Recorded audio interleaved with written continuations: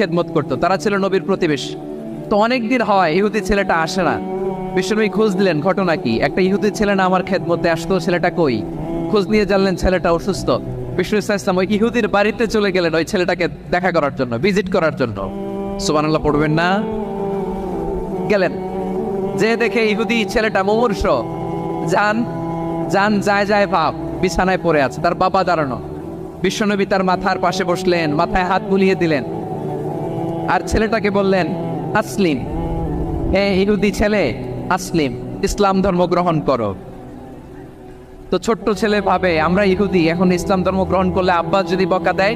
ফানাযারা ইলা ওয়াজহি আবি, ছেলেটা তার বাবার চেহারার দিকে তাকালো, দেখি আব্বা কি কয়। আব্বা যদি বলে তাইলে ইসলাম ধর্ম গ্রহণ করবো।